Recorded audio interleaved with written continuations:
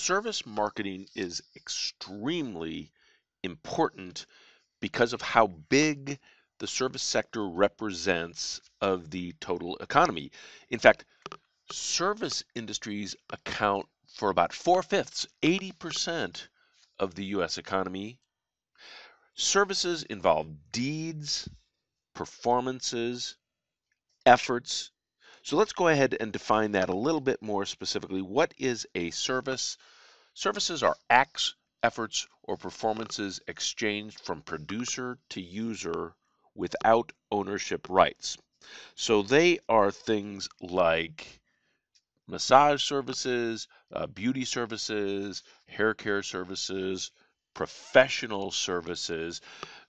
A lot of professional services are B2B, of course, an accounting firm, an advertising firm, a consulting firm, but there are a lot of consumer services, professional services as well. Obviously, consumers use lawyers, consumers use accountants, especially for things like taxes, and so on. Now, services share several characteristics that differentiate them from products. The four characteristics that services share are intangibility, perishability, variability, and inseparability. And we'll flesh out each of those separately a little bit later on. One thing that has kind of changed the landscape of services is the enormous impact of the internet on services. And the reason is, hey, anything that can be digitized can be sold on the internet. And think of all of the things that are now delivered on the internet that used to be person to person. I mean, the scope of it is amazing. For example, banking and brokerage services. So many people do their financial services online now. Many people never step into an old-fashioned physical bricks and mortar bank. They just go to the bank's website where they can handle all of their banking needs or many of their banking needs. So many people nowadays get their paycheck automatically deposited. So many people pay most, if not all, of their bills electronically. So there are actually several banks, decent sized banks, that don't even have physical bricks and mortar facilities for people to go in. They exist solely on the internet.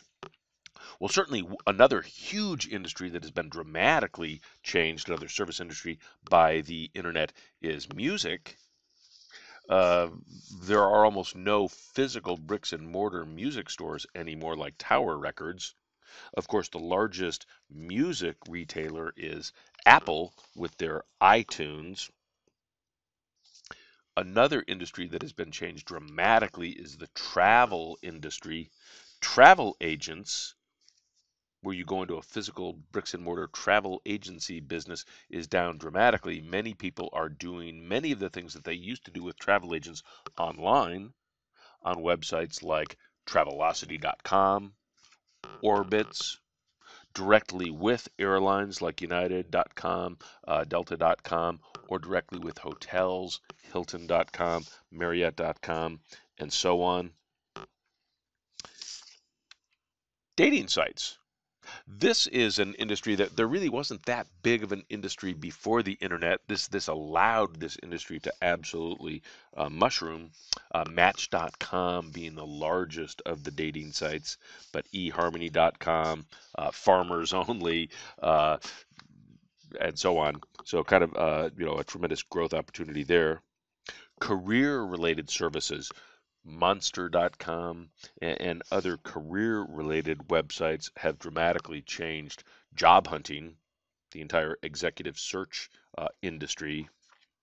Medical care, you don't actually get medical care on the internet, but many people get medical information on the internet at places like WebMD.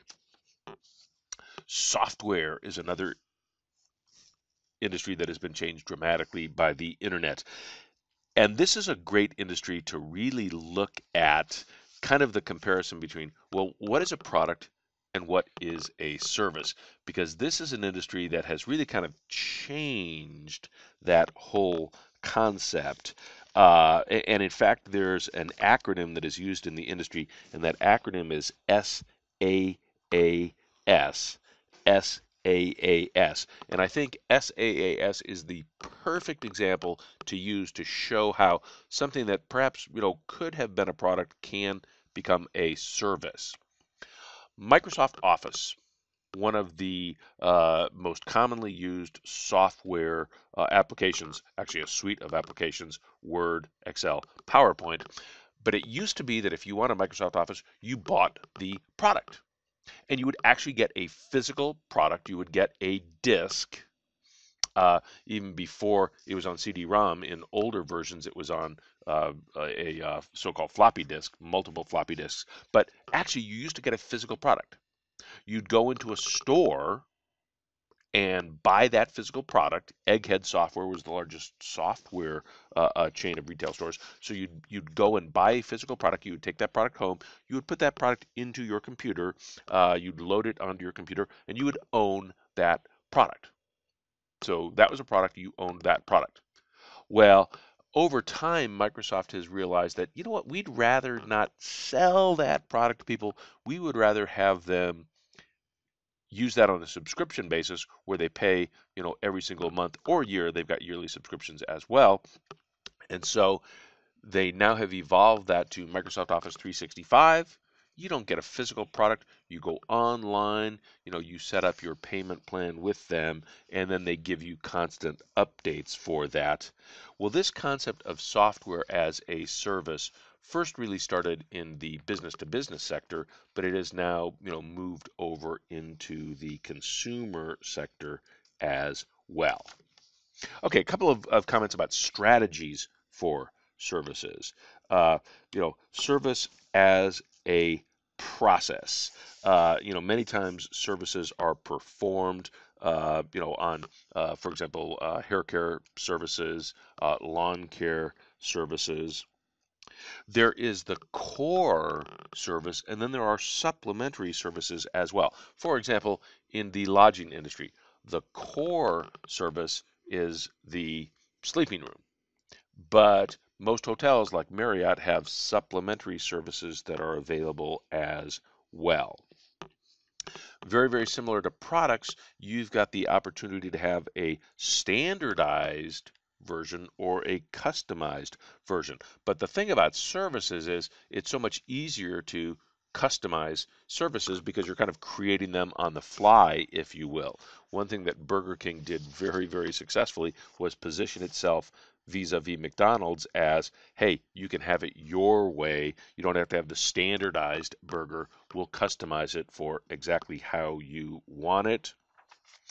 You can offer multiple services simultaneously, the so-called service mix. I think FedEx Kinko's, which is no longer called FedEx Kinko's, it's now just called FedEx Office, does is a good example of that.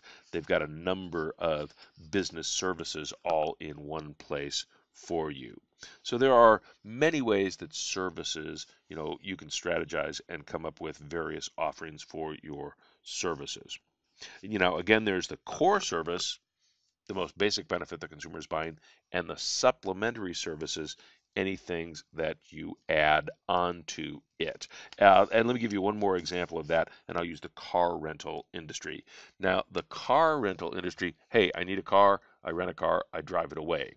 That's the basic service. But several of the car companies have come up with unique kind of supplementary service offerings. For example, Hertz came up with the number one Gold Club.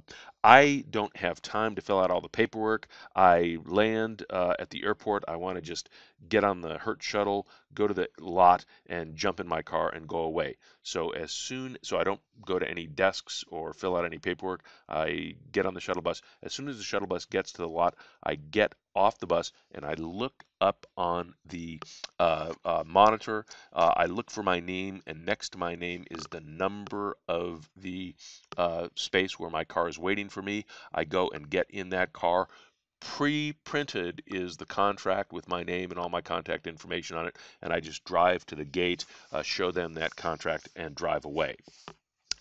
National Rental Car came up with something interesting called the Emerald Club. Uh, you know what? Sometimes I want to choose the car that I have, but I don't want to waste a lot of time in line. So, not unlike the Hertz situation, I make my reservation in advance. They know I'm coming, but they don't have a specific car waiting for me. I get off the bus and I just go over to the aisle, the Emerald Club aisle, and I walk up and down the aisle looking at all the cars that are available until I find one that strikes my fancy, and then I just get in that car, drive that car to the gate, give them my card where they swipe it and have all my information, and away I go.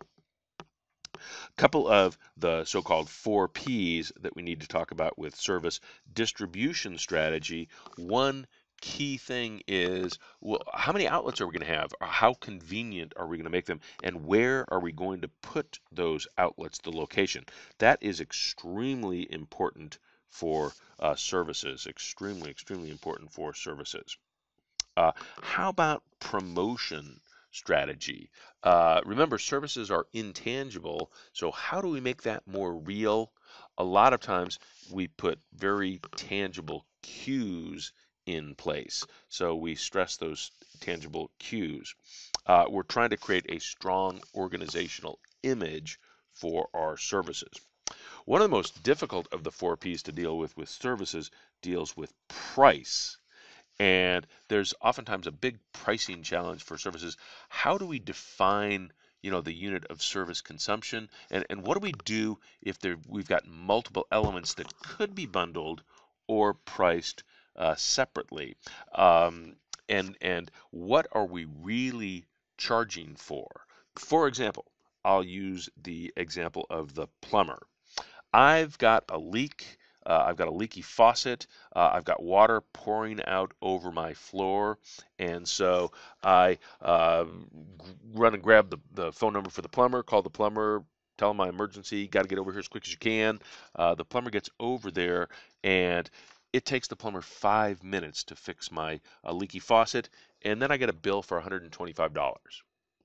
Uh, really, $125 for 5 minutes of work. Does that make a lot of sense? Is that outrageous price gouging? Well, here's the thing. What am I really paying the plumber for? Am I paying the plumber for that 5 minutes of work?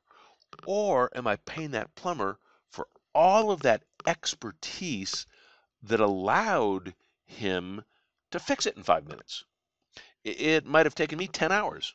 It might have taken an inexperienced plumber or an incompetent plumber 2 hours. So is the real way to pay that person for the time involved or the level of expertise involved? I think you can see why pricing can become quite tricky when it comes to services.